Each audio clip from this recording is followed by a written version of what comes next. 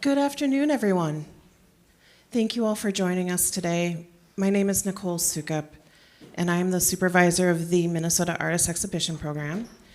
And it is my great honor to be in conversation with Amy Usdin here today to discuss her Minnesota Artist Exhibition Program exhibition, After All. So, oh yeah, please.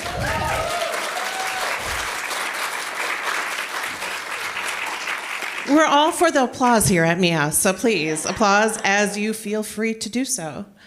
So before we get into our conversation, I'm gonna take a beat and just let you all know the program, our sponsor, and thank them profusely, and introduce Amy, because I think the beautiful thing about an artist talk is that, especially in a city like Minneapolis, and in a state like Minnesota, where every city feels like a small town, you can't go to Target without running into 5 people.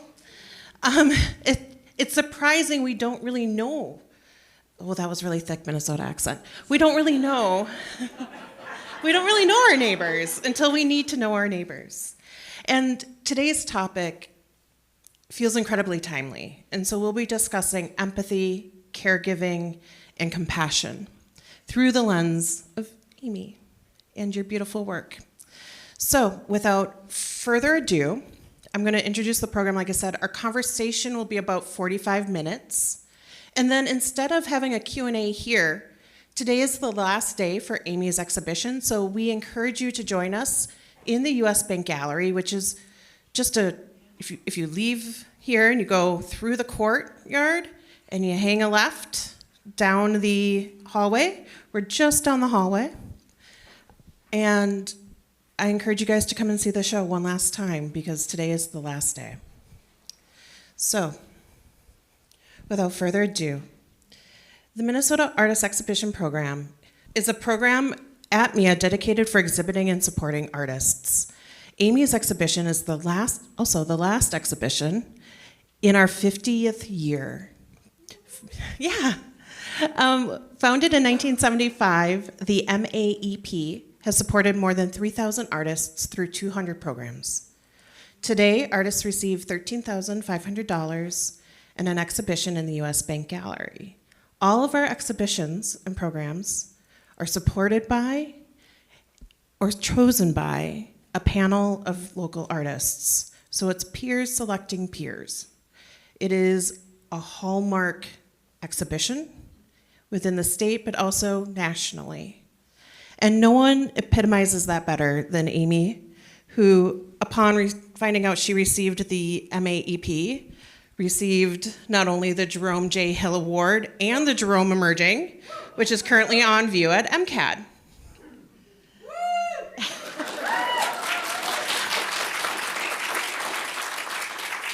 And I'm scrambling for my phone because I don't want to get this next part wrong. With a BFA in Graphic Communications from Washington University in St. Louis, Usdin spent years as an art director. And if you guys don't know what an art director is, it's the folks who make everything look gorgeous in commercial advertising.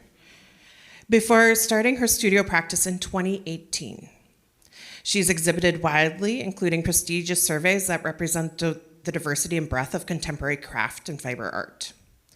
Her work has been published in Fiber Arts Now, Excellence in Fibers, and she's received multiple awards and grants from Surface Design Association, the Minnesota State Arts Board, and the Metropolitan Regional Arts Council. And as I said, she is a 2024 recipient of Stone and DeGuire Contemporary Art Award from Washington University, the 2024-25 Minneapolis College of Art and Design Jerome Fellowship, and the 25 through 28 Jerome Hill Artist Fellowship. Whew. A lot in just a few years, Amy. So, I don't know about anyone else, but I've been spending a lot of time finding respite, getting away from the world by watching YouTube. And because I'm a nerd, I've been watching a lot of artist conversations, and I realize a lot of the conversations have the similar flow.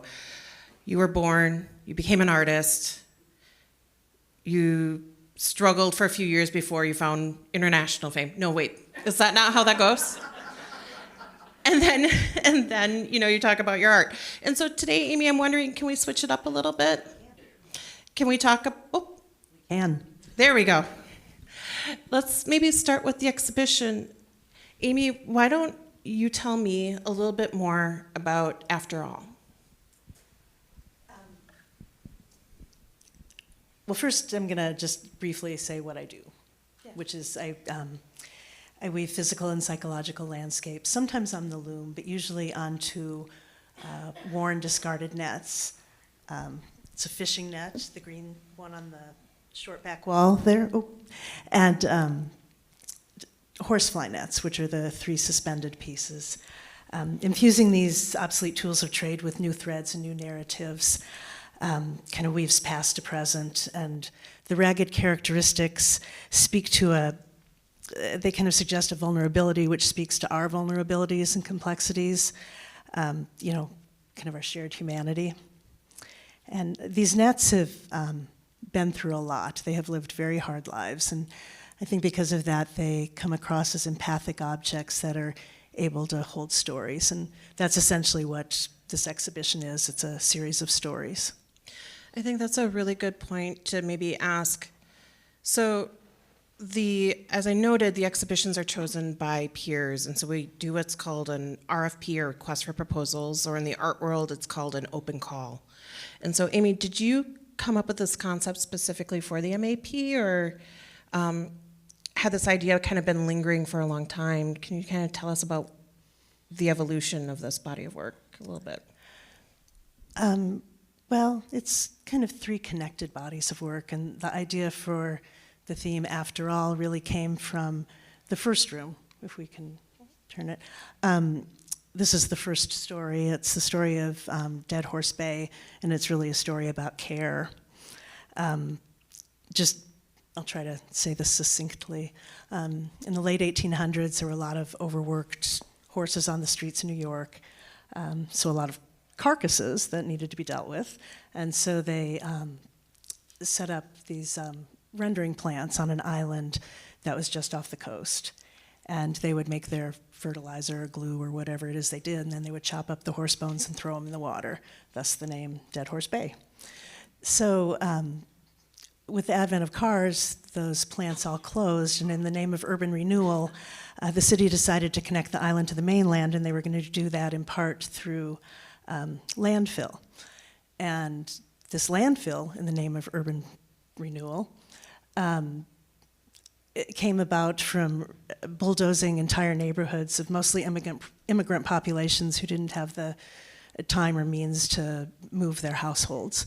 So all their stuff ended up in this big landfill, which was then inexplicably poorly capped, so that the remnants of these disrupted lives keep washing onto the shore. And that is the story of Dead Horse Bay. You want to go to the next slide? These objects are meant to echo the shapes and colors within the panels of the installation.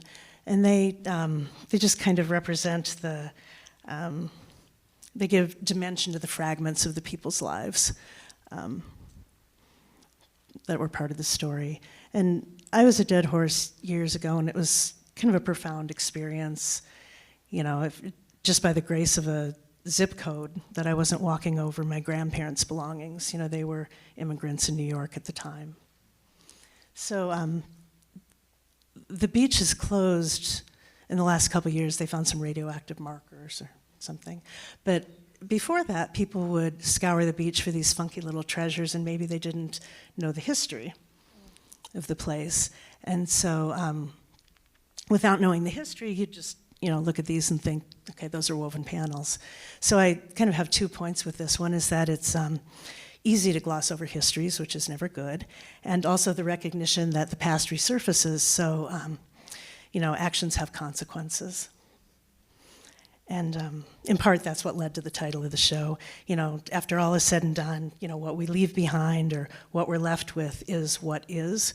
So how we regard each other, our communities, our planet matters. That's a really poignant thing right now in this moment. It is. So that was the first room. You use, each body of work kind of represents a different process that you evolve or work with, because you work on the loom, you work on TC2s. Could you tell us a little bit about the different ways you use weaving and the different processes? Well, thematically, let me just say this is a continuation. This is just more about revolving histories. The piece over on the pedestal is woven onto fishing nets, and it's a Mobius strip in which sea becomes sand becomes sea. And then the pieces on the wall are part of a series, it's called Passages, and they're anthropomorphic form that I found embedded on the airport floor that had been stripped of its carpeting during remodeling. And to me, airports just seem like kind of a, an alternate point of connection, or shared humanity with, the tides of people that wash through, millions of people. So those are woven on the digital TC2 loom. And a couple years ago, I started weaving on the loom in order to create work that could sit in conversation with my woven pieces. And I did that for a couple reasons. One, just for thematic depth. Another reason to, form relationships between the wall and the floor. You don't see floor sculptures here, but, and then just also to add additional points of access to my work. There we go. There's the floor sculptural work more. And this room is more about, it just kind of reflects an arduous journey through elder care and its aftermath. My parents did not go gracefully. They had a difficult decline, and this room kind of reflects that struggle. And also, some of the pieces address the dissonance of nostalgia as I was kind of reflecting back on my time with them. I'm really sorry to hear that. It seems to be, though, that you have these processes of care. And I think the thing that we tend to overlook with weaving is that it's actually a modality of care, because it started as a process to create textiles that we wear. And there are different patterns. I'm thinking of Irish and Nordic seafarers and sailors would wear different knots and stuff into their woven sweaters in case there was a wreckage. And so as a way of identifying and caring for a body while somebody was gone or somebody was coming back home. But how do you understand care as both a physical action and an ethical or conceptual position in your work? Well, the initial work was literally about care. I think we're out of order, so I don't know what slide we're on. No, it's okay. We're talking about the fish nets. I think you're on slide 9, but either way. Sorry, technical glitch. That's on me. You deviated. I did deviate. But I will say, the caretaking of my parents kind of paralleled the tending of these very worn objects that no longer had any purpose. And care is kind of built into the fly nets. They're all about comfort. You can't see it here. You'll see it later. There, now you can see it. They kind of lay over the back of the horse, and their peripheral fringes swing back and forth to shoo flies away. So when those fringes are woven back into the net, like in the pieces you just saw, it removes that the ability to provide comfort, rendering them useless. And you can see this in a lot of the work about my parents. They built their lives on being protective and being caregivers, and they felt keen loss of their ability to protect and provide comfort during their final years. And so, Amy, you're asking about care, the dead horse too. Dead horse bait, or how I got into fishing nets. Was that? I think where I'm trying to go with this is, you use these processes and you think about these textures in this way and this physicality that you're physically engaging with it, even through the TC2 loom, and you're looking at this kind of texture and pattern in these different ways that you make work. And so just to give you an idea here, so this is a close-up of Passages. that gets at that kind of erosion of layer of human traffic over the airport floors. And even when we were installing this, Amy was very careful about all the little, like, each one of these strands down here got carefully combed. And all the little threads that may have found their way on the work were carefully removed, even though, so there's this act of care and tending, I think is what I was getting at with the objects that you're also doing, and also with the caregiving. I would agree. And so These are representative of, I think that's my mom and my dad. Those were in the middle of the period of caregiving. And those sit on the wall just across from the sculptures that we see on the floor. And they have quite a bit of weight. And so if you have seen the show, I really encourage you to come back and just kind of go through the gallery one last time.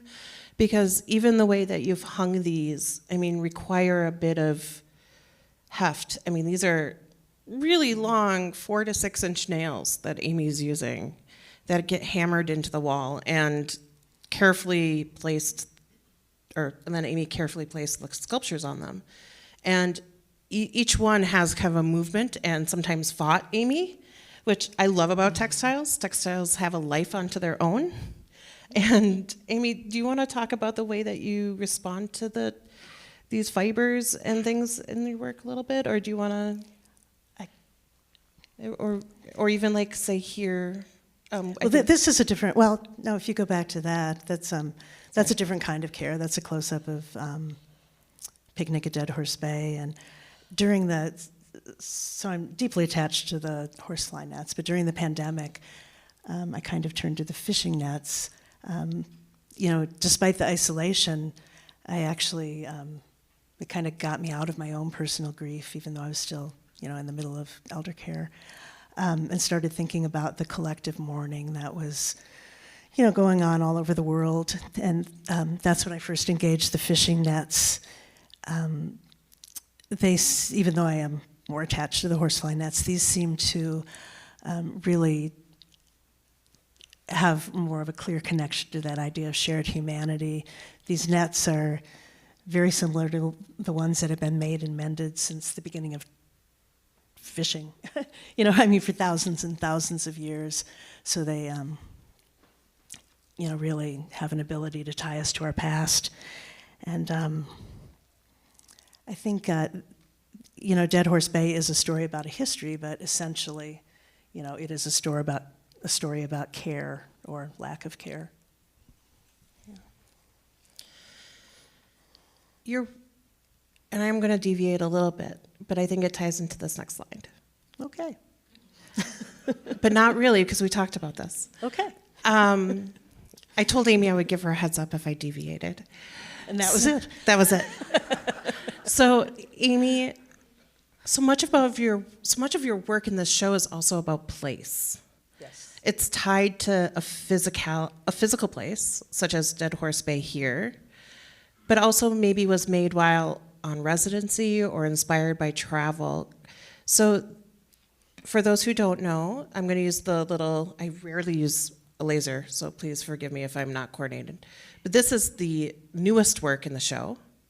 And this was a work that I came to see in your studio, I think maybe pretty quickly after it was made. She's not very photogenic. Go see her in person. But both were about place. Could you kind of tell us about how Mother Earth, which is this larger black work, and I still have yet to memorize, this is how new this work is, the work that you made while you were in Italy just last year. Yeah, I was at a residency in Iceland a couple years ago, and I was still processing my guilt for the inability to make my mother's passing easier. It was during the pandemic, and social and healthcare systems were completely strapped, so there was just no way to do the right thing.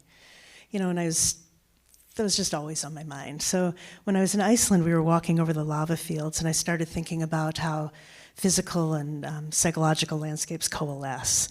how scars in the landscape mirror our own. And that kind of informed this piece, Mother Earth. It's a figurative lavascape, and I think I see the figure more clearly than other people, but it's there. And I made a couple other pieces in the show responding to that thought. One is on the back wall, the back short green wall in the falling, reflects the sheet moss that would fall off the cliffs,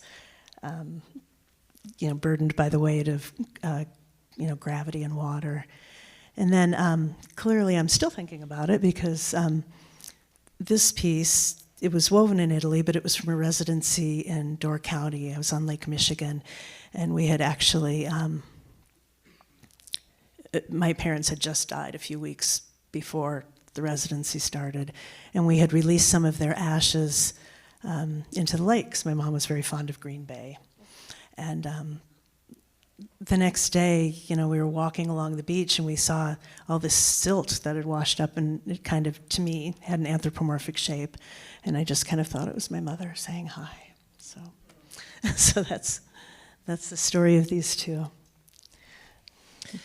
It's quite a beautiful connection there that I didn't realize as we were installing the show about passage of time, but also the way that you look at the landscape as not evolving, but a continuum. Am I wrong on that? I think you're right on that. And I think that's a beautiful tie back to the woven work of an infinity sign too, because you were so, and when we were going through, Amy and her incredibly talented and gifted husband had made a maquette of the gallery, as some artists do, to kind of think through, okay, am I making enough work? Will this actually look like a good show? Is this helping my nerves? All of that. And you were always very, very cued into having the, you'll have to continuum be the kind of bridge between the two spaces, even though I think maybe it shifted in front of the baffle, behind the baffle, around the baffle, did a little baffle dance. But it was always this kind of bridge between the two rooms, and I think that's really a beautiful, sitting here, it sounds like it's a beautiful also end note or a statement about the way you see the environment and care and compassion as a continuum. I don't have much to add, but thank you. You're welcome. And so I think that brings us to After all. After all. Do you want to say more? Tell us a little bit more about After All. So After All is as the way you had described it, was inspired maybe by the forest floor in Portugal. Yeah. Sometimes with the TC2 loom rental, artists work with an existing warp, and the loom room in Chicago does very experimental warps.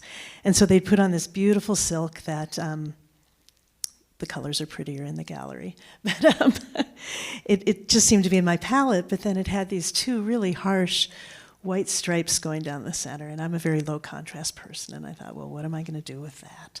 And I thought about, we had just gotten back from Sintra in Portugal, where the forest floor was very brooding, but then there were these just beautiful shafts of light coming through, and I thought that made sense to try to translate that image. And then, it took me a while. I sat with it for a while, and then it just kind of seemed like a good end note for the show. After all we've been through, maybe there is a path forward, maybe there is light, and that seems important right now for our community. It's interesting because we select our exhibitions about a year and a month in advance of the exhibition. So Amy knew she had this exhibition. We actually had kindly requested, I think to many artists' chagrin, that the work is completed about 3 months prior to the exhibition opening. And Sorry. So it seems like it's not just you, it's everybody, and I totally get it, but we need to get things, like we need to rent trucks and stuff. But to get the work here. But I digress. I want to say, though, so it feels like we maybe had selected the show intentionally, and it never is the case. I think when the panelists, or we call them advisory committee, were reviewing this body of work, they were really taken aback by how timeless it felt. On the one hand, the fly net horses, or the horse fly net works feel very much a moment of the 70s, which has had a huge resurgence, I think, in contemporary craft, in contemporary textiles, and in contemporary art.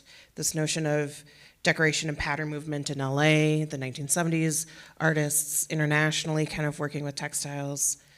How do you come to develop these bodies of work? Were you looking at those earlier movements when you created these, or was there another moment in your life that kind of informed that work? Well, I'm never going to get used to this. I am definitely a product of the 70s. I was deep into fiber arts as a teen. Growing up in Kansas City, I would walk to the library, and I think it was 1972, there was a brand new book, Beyond Craft, the Art Fabric, by Jack Lenore Larson and Mildred Constantine. An iconic book. Iconic book, but I think it was brand new. And I would just pore over those pages, looking at all the fiber artists that were defining the movement, and think that this is really cool. So it became a big part of my identity. I sold some work. I did some commissions. I was in the Plaza Art Fair a couple times, which was a really big deal for a teen. But I think I was probably in it because I was a teen, and that was that was the cool part. I don't know. I don't know that anything I did was terribly original, and I kind of felt eventually like I was just going through the motions, and that I didn't have anything to say. And so I completely disengaged from fiber art when I went off to college. I thought that was a time when I was supposed to reinvent myself, become something new, and I also knew that I had to support myself, so I went into graphic communications, which was ill-advised for me, I think. And I lasted 20 years, as an agency art director. And then I spent another 20 raising a family, and then eventually taking care of my parents. And, in all that time, I don't think I ever saw, oh, yeah. I accidentally switched the slides on you, but I gotta quit deviating, man. So these are two of my heroes, Magdalena Bekanowic and Olga de Amaral. But of course, in the book, their pictures were in black and white mostly, so, I didn't get this. But I didn't pay any attention to fiber arts. I don't think I even saw a single exhibition. And then I unexpectedly found myself at a Sheila Hicks retrospective called Lifelines, which was appropriate because it just kind of just hit me that this is what I was supposed to be doing. And if you switch the slides, you can see, come on. That's okay. You would think I'd be better with technology given my age, but anyway, nope, it's gonna come. There we go. This is a recent work, but you can see, ties. You're going rogue. I don't know what happened there, but here we go. If you look at the next slide, you can see ties to my work. Yeah, there you go. Through the 70s. So, I realized I wanted to be doing this, and I, since I didn't have any other training and I didn't have any other point of reference, it's kind of natural that my work is referential to that decade. Yeah, and for those who I think are kind of maybe lost at sea for what we're specifically calling out here, I do want to make mention it's this kind of notion of interweaving the object onto itself, which you can kind of see here with Olga de Amaral. And these are two works that are in Mia's collection. Mia had a moment in the 1970s, even though we didn't have a contemporary art department here, we had a very important textile curator here who was very, very ahead of her time, collecting a lot of women making important contemporary work that happened to be in textile. And so you also see this here with Magdalena Bekanowic, with this kind of braided woven wool here. and hand-dyed. And again, here with the old morale, with interweaving and interplay. They're really beautiful. So when I decided to start weaving, I didn't have any equipment, but I remembered this horsefly net that I'd found at a flea market, like 40 years earlier. I don't think I knew its purpose, but it had a very cool structure, which we talked about a little bit, and I realized that that could become a makeshift loom. But it wasn't long before I realized that these nets for me kind of became conduits of memory. I don't know if it was the character of the rope or the coloration, but it kind of threw me back to my teen years weaving in my parents' basement. And, I thought about the remnant prairies of Kansas, which is kind of that piece over there. And, the horses that would clomp down our street from a nearby stable, and just a slew of other memories. But more than that, I realized that I'd had a lot of formative moments. A lot could be traced back to just a handful of trail rides when I was a kid. Just a few, but, just like shame when I had to have somebody hoist me up on the horse because I couldn't swing my leg over, or, anxiety when you're supposed to be going single file and my horse was the one that, wouldn't cross the little stream, or, fear when I thought, he was going to lose his footing, throw me over the mountain, and then also empowerment when they, let us gallop, the last 10 feet to the stable. But, so my first pieces were more about those moments, in memory. Horses are social creatures, and they share similar emotions to humans, and I think that the nets also hold those. But it didn't take long to find out, in the midst of caring for my parents, that they had another meaning, or deeper meaning beyond armature. And, of course, the parallel to their caretaking, but even more, working on these obsolete objects had me thinking about my own changing relevance, which, I continually think about. So that's always with me. That's a really heavy statement, and I think something that as women, we don't often say out loud. I'll say anything. So glad I gave you a mic. I just don't say it into the mic. But I do think about that, because I think now we call it the sandwich generation, right? Like, you're caring for a family, you're seeing your family through young adulthood, and then you have your parents aging and frailty. They say disability is the only identity that we'll all partake in, and that you can opt in, maybe willingly or unwillingly, usually unwillingly, and sometimes you step out of it, but chances are high you'll come back into it. And it's often women or queer identified folks who are doing the caregiving in those moments. And one of the things we've heard so much about your show is how people see themselves reflected back. Have you been hearing that too? I have, and it's really heartwarming. I mean, most of my stories are autobiographical, but I think they're such universal ideas. Everybody experienced loss in some form, whether it's, sickness, loss of agency, diminishment. I mean, it's just all over the place. And so these nets hold my stories, but really I think they, my hope is that people can locate themselves somewhere in them and find solace or whatever they need to find. Yeah, I think one work for myself that I find solace in is Burden, which is on the screen right now. And I feel that weight personally. I think we're all feeling a weight right now, and yet there's just something that, and you'll have to forgive me, and I know this will probably become a meme, but I just want to touch it, and I want to zhuzh it. Well, you won't let me touch it, so no, and I am also not allowed to touch it. So, but there is some tactility to these works too. There's the tactility of you physically making them, even if you're using a digital loom. But this one's a fishing net. Is it? Yeah, okay. Yeah. Do you feel? I mean, has it been hard for you to not touch the works when you go back and forth into the gallery? A little bit, because you've got quite a wind current in there that moves threads around. A wind current and visitors, and just walking past them, you can kind of, you get a little bit of a velocity happening, especially with groups.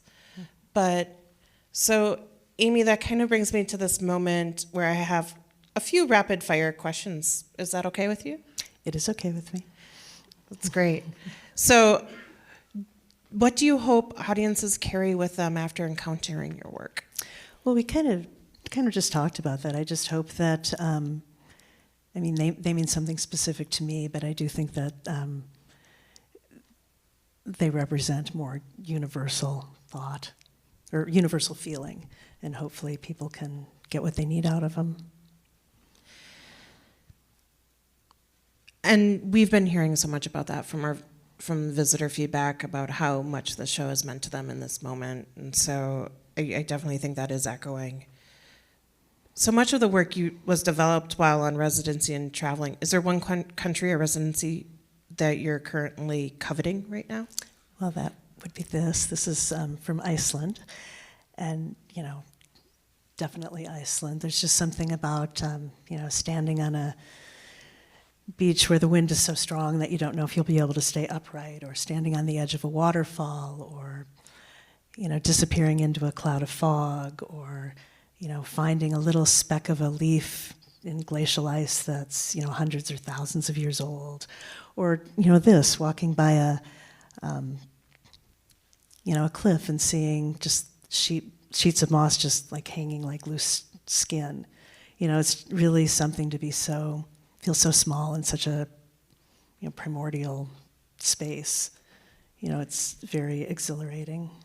And right now with the volcanoes going off, would you want to go right up to the volcano's edge? Or as close as you could get? No, because that's a lot of walking.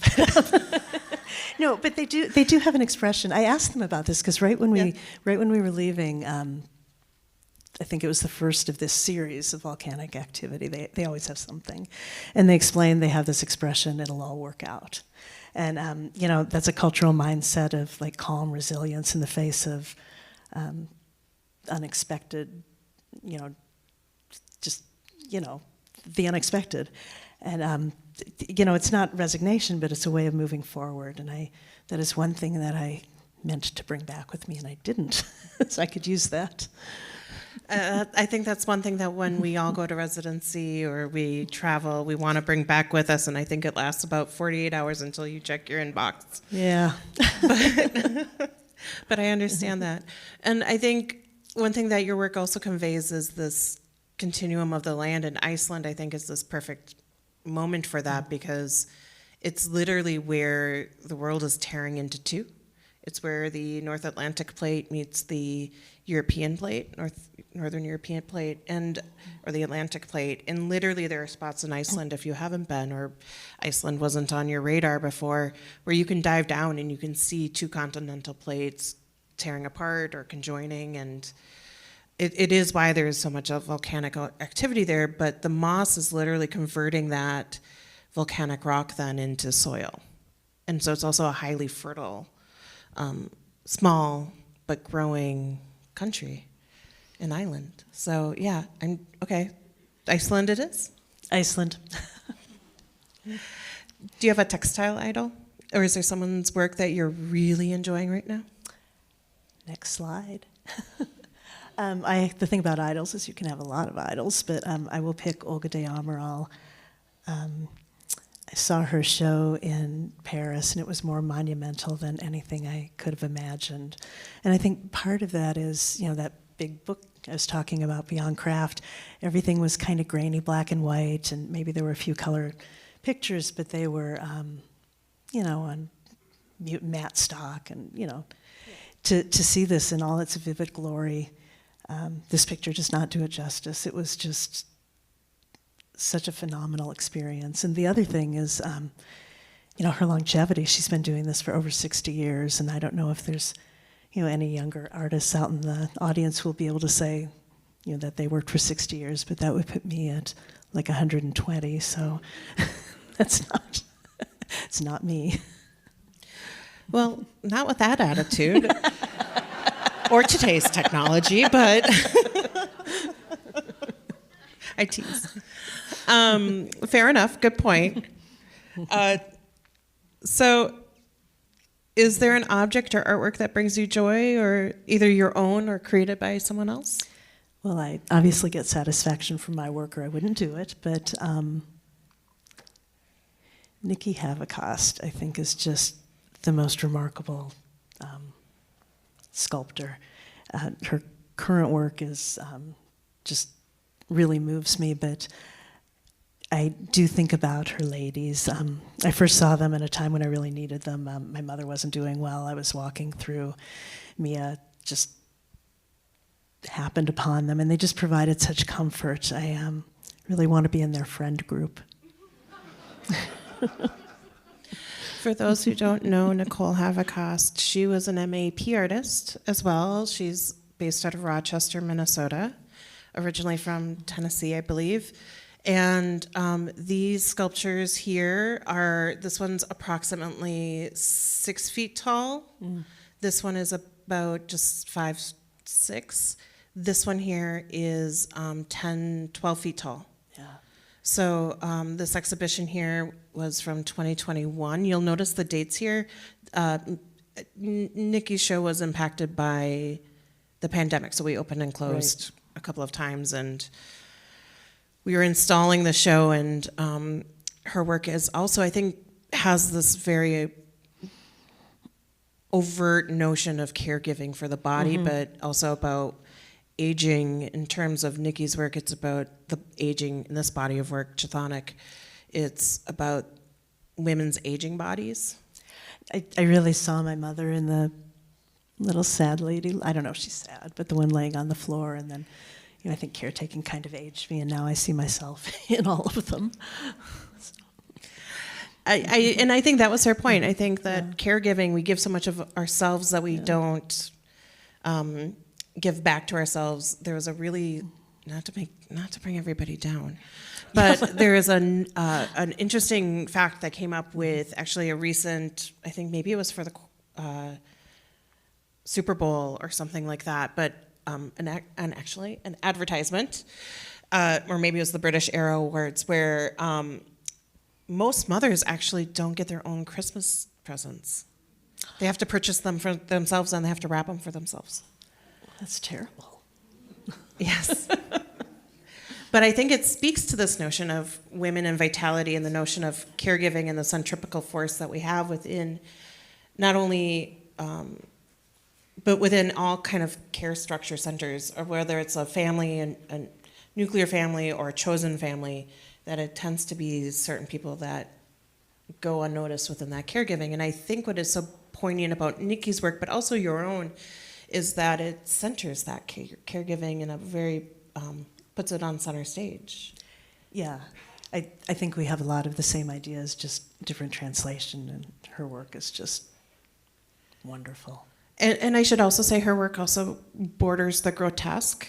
So if you do go on her page and you're somebody who has that fear of like holes in skin or holes in texture, so just know that I've given you fair warning. It's not overtly grotesque. She enjoys that kind of slippage. And that's what I enjoy about it. Yeah, that's fair. So we have a couple of minutes left. What feels most urgent or unresolved for you at this moment in your own practice? Well, this year has been so fast and furious. I am kind of relishing the idea of not having urgency. I want to take some time to process things, and I just want to keep evolving. Yeah, and I think even though I kind of said it all out loud, and for those of us in the arts community may know, literally, I mean, it was like in 2024, you got back-to-back notices of 3 major awards in less than a month, in 3-month period, something like that. For us, for the MAEP, for the Jerome Emerging, and for the Jerome J. Hill, I think was pretty rapid fire. It was very rapid fire. And then you had to produce for the MAEP, and I knew you were also producing alongside that for the Jerome Emerging. And I also had 2 solo shows in January, at the beginning of 2025, so I was still completing work for those. So yeah, it was a busy year. Do you have any exhibitions lined up for this year? Well, I currently have work over at MCAD with Jerome, and I encourage you to see that. It's up through March 7th. My body of work is very different there, but I'm with 3 just really stellar artists and humans, so you should definitely go see their work. And then I'm having a little trouble with shipping right now, but if the work arrives, oh, the next slide, I guess. This piece is hopefully making its way across the ocean to Sarah Myerscough Gallery in London. Wanted to show it at the TFAF, which is the European Fine Art Fair in Maastricht. And then later that month, I'll have a different piece in this brilliant show she's curating in her new gallery in London. And I have a couple other things lined up for the end of 2026, the beginning of 2027. So I'm going to be a very busy weaver. If anybody has an affinity for, what's it called, knotless netting? Yeah, knotless netting. You feel like being a studio assistant, let me know. Heard it here first. So that's, it sounds almost like you get maybe a little bit of a breath, get to peek your head just above water, and then you get to keep going along in this production line. Well, I'm not going to breathe until that crate lands in London. Okay, that's legit. I've been there. That's very legit. And then I will. Going to take a month off and go see that work and just kind of recharge, get more TC2 ideas. That sounds wonderful. Well, we are a few minutes early, but I invite you to come to the US Bank Gallery and come connect with Amy, myself. We would love to see you in the US Bank Gallery. As I said, today is the last day of the exhibition. Coming up this year, so Amy was our last show for 25, 26, first show in 26, and we have quite the lineup. I'm very pleased to announce that our next show will be opening March 21st with your fellow Jerome emerging artist, Nick Nairburn, called The Milkman. It'll be a cinematic presentation of his stop motion animation film about, for those former country kids of us, the horror and joy and camp of living in the country, and also that kind of awkward hidden family stories. So more to come, but I'll leave it with that teaser. And then after Nick, it is Ziba Rajibi, who will be presenting A Belly Laugh at the Funeral, which will be a textile show about the first moments of joy after communal grief. And then we have Rotem Tamir with Latitude 33 Degrees about the traditions we carry with us as we migrate. In the way that, if you've ever seen Rotem's work before, it is very much about the senses. So audio, body, movement, large-scale sculpture, painting will all be involved in this. So I encourage you all to stay attuned for the shows that are coming up. But thank you, Amy. Thank you. Thank you for letting me show work in your space. And thank you all for coming. It's our honor.